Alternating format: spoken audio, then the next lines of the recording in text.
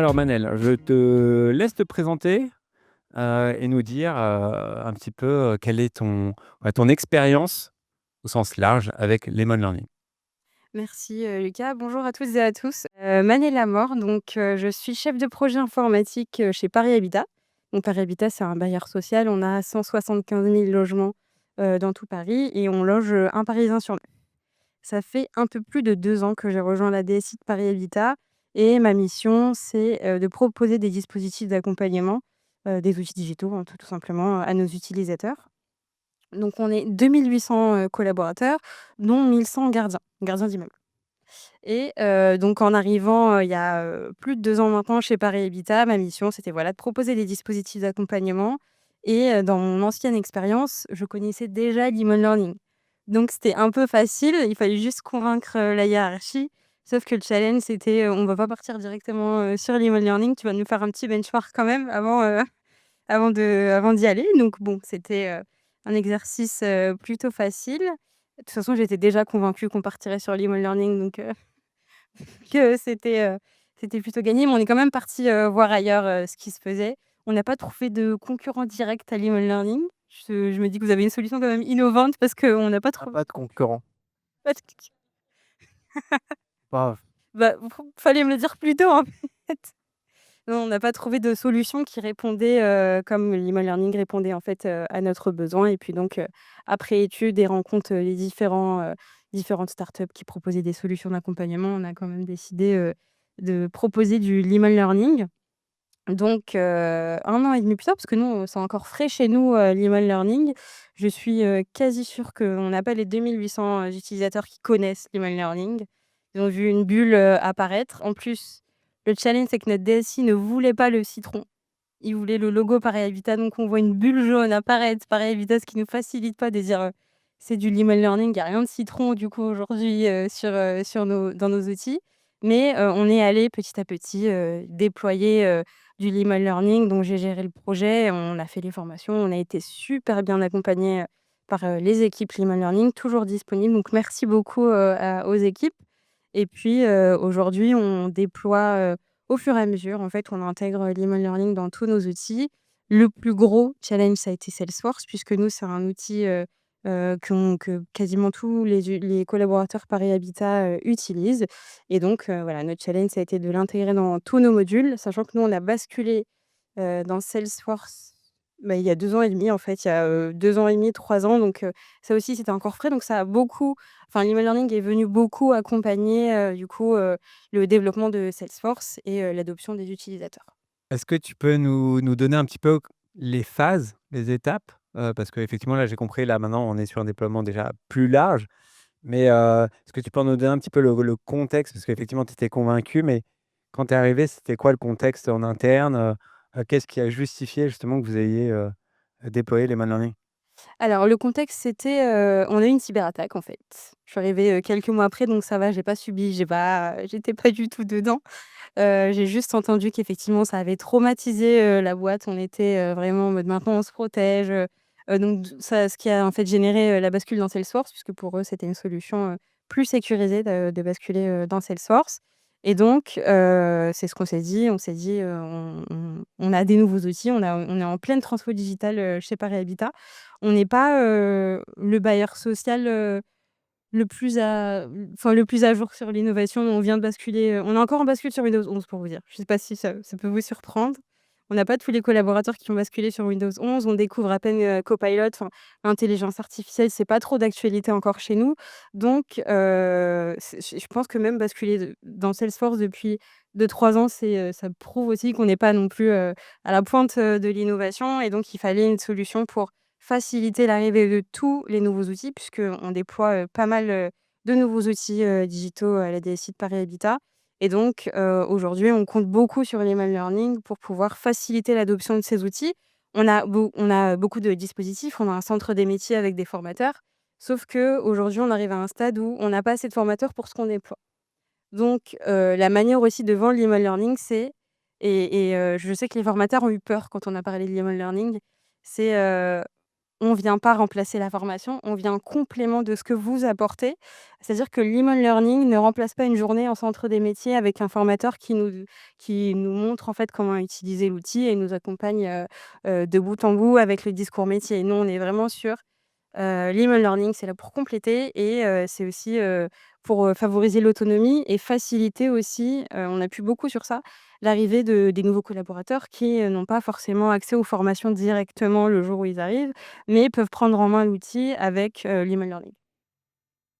Est-ce que ça répond à la question? Ça répond parfaitement à la question. Là, aujourd'hui, qui porte ce projet, heu, sur Salesforce ou sur l'ensemble des outils? Je vois qu'il y en a 3. Donc vous avez commencé par Salesforce et aussi comment s'est fait, le déploiement, un déploiement plus large? Comment ça a été accompagné? Alors il y en a pas 3, il y en a plus maintenant. J'ai travaillé entre 2. Oui, on essaie de mettre du email learning partout, sur, tous les outils qu'on déploie. Il me semble qu'on est sur 5 aujourd'hui, 5 outils. Après, la spécificité, c'est que sur Salesforce, on a beaucoup de modules. Donc on a en ce moment, on est sur un projet qu'on déploie dans 1 mois et demi et donc on est dessus et je dis «on» mais en fait, je devrais dire «je». Parce que, j'ai été, sur le cadrage, c'est moi qui ai amené en fait l'e-mail learning chez Paris Habitat et donc j'ai dû assumer les conséquences de mes actes en fait gérant et en me formant et c'est vrai que sur chaque projet, on a une façon de travailler qui est on a le chef de projet métier, le chef de projet technique et donc souvent je suis accompagnée du chef de projet technique pour m'aider, à en fait, gérer la conception, enfin voilà, l'intégration de l'email learning et ça prend plutôt bien parce que sur chaque projet, j'ai le: «Waouh, c'est génial ça!» parce qu'ils découvrent en même temps, en fait, c'est pas encore connu chez Paris Habitat et donc ça facilite la prise en main de l'outil, parce que c'est pas non plus la tâche la plus, sympa. Non pas que je critique l'email learning, mais c'est vrai que, du coup, on doit, gérer le process de bout en bout et c'est pas non plus la chose la plus facile. Donc, effectivement, j'ai toujours, je suis en fait à la tête, du projet et je suis accompagnée de mon chef de projet, technique sur l'outil. Très bien et du coup, dans ce que tu déploies, les quelles sont les fonctionnalités que tu utilises, au quotidien? Que celles qui te paraissent le plus, le peut-être le plus efficace dans ton organisation? Celle que je préfère et je vends tout le temps, c'est le push. Parce qu'effectivement, on a cette question des mails, qui partent à longueur de journée qu'on ne lit pas forcément et nous, le push, c'est vraiment un outil de communication qui nous permet, que les métiers demandent. Maintenant, on me demande de faire un push, de programmer des pushs pour, du coup, mettre en avant les nouvelles fonctionnalités qui arrivent et derrière, ça nous fait aussi un suivi des connexions. Sur les stats, je sais que sur, le deuxième projet qu'on a développé, au KVO, le chef de projet, il m'a dit pourtant ils ont les stats, hein. Mais en fait, je crois que ça vient confirmer derrière qu'on a quand même pas mal de connexions. Je sais que nous, sur Salesforce, ça nous a vachement surpris. On a eu, sur le déploiement d'un module, on a eu 1 800 connexions. On s'est dit: «Waouh, on savait pas qu'il y avait autant».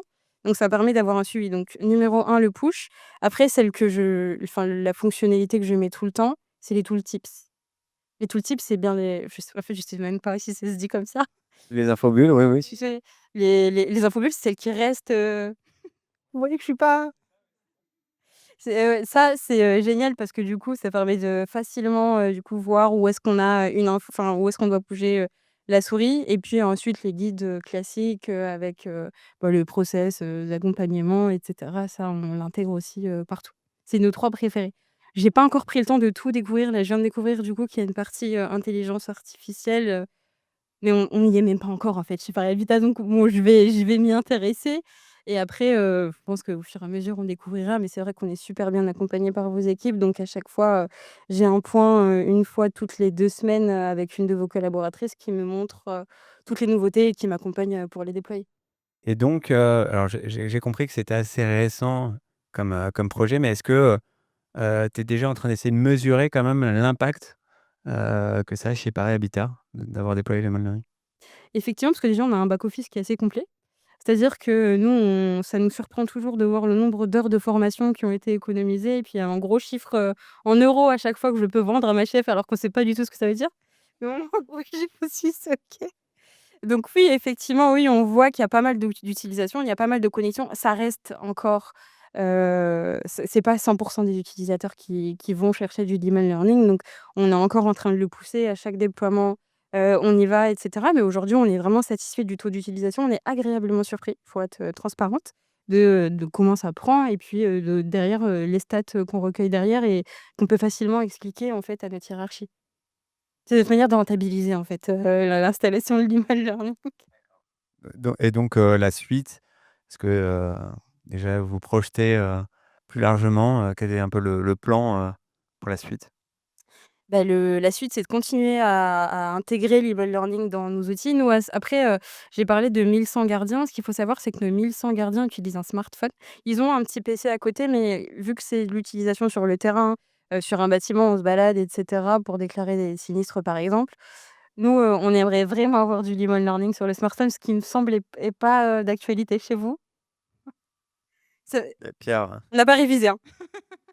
Non, mais c'est très bien, merci déjà pour, tout ce partage, c'est hyper intéressant, puis ça donne des idées aussi, pour nous. Hem, les smartphones, ça marche quand c'est une intégration directement dans le logiciel. Donc si c'est, une ligne de code, ce qu'on appelle nous l'intégration directe chez ML Learning. Par contre, si vous n'avez pas accès au code du logiciel, que c'est pas développé en interne ou hébergé ou que l'éditeur refuse, on va pas pouvoir mettre d'extension navigateur. Par exemple, l'application Salesforce même, c'est pas possible. Parce que nous, on n'a pas le code, Alors, Salesforce, ça dépend parce qu'il y a Salesforce Community.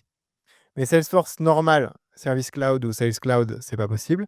Par contre, Salesforce Community, le truc qui est fait pour être ouvert à l'extérieur et cetera, là, ça va marcher. Parce qu'on a accès au code d'un community. trop technique pour moi, faut que j'aille demander. J'ai pas là, ça y est, j'ai perdu le Demandez au CTO, mais il va être encore pire que moi, hein. Bon, je pense que voilà, bah, tu pourrez faire continuer ces échanges, après. Merci beaucoup en tout cas, Manel, avec pour ce plaisir. partage, d'expérience. Alors Manel, tu disais que, tu voulais le déployer sur tous tes outils. Est-ce que tu as un process? Est-ce que tu as mis en place un process en interne pour vraiment t'assurer que le learning est sur tous tes outils? Ou est-ce que c'est toi qui dis: «Ah bah, au fait, j'ai cet outil-là, il faut que j'y pense moi, dans ma tête», ou est-ce que voilà, en interne, au niveau du change ou un process, voilà, est-ce que vous avez mis des choses en place? Alors on n'a pas mis de process. Après sur notre façon de travailler, déjà il faut savoir, c'est que je suis la seule personne chez Parebitat qui gère la conduite du changement.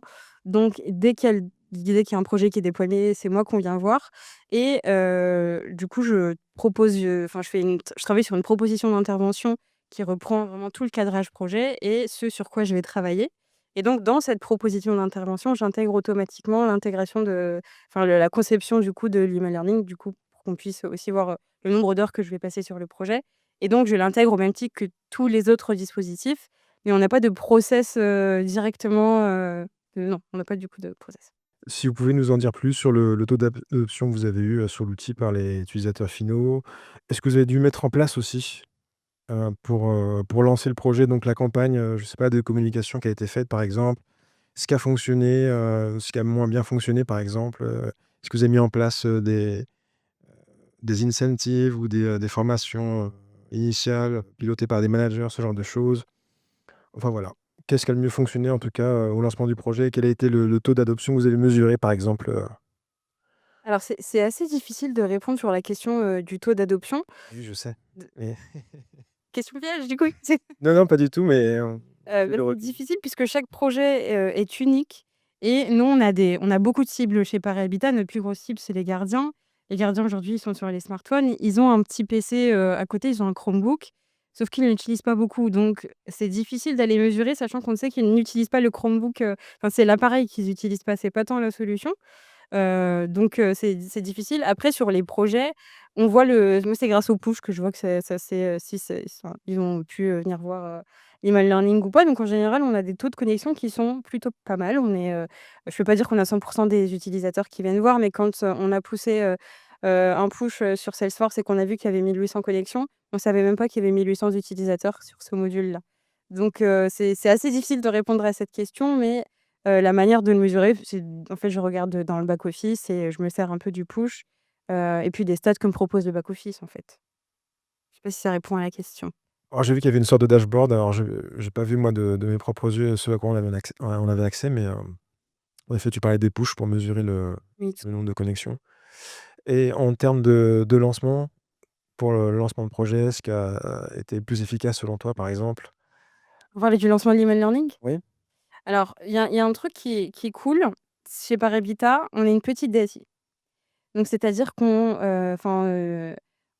On a une facilité à lancer les projets et à, statuer sur les projets. Donc de mon côté, j'ai fait un petit cadrage, on s'est assuré du budget. J'ai lancé ensuite, ma chef sur le sujet qui a validé le budget et ensuite, ça a été.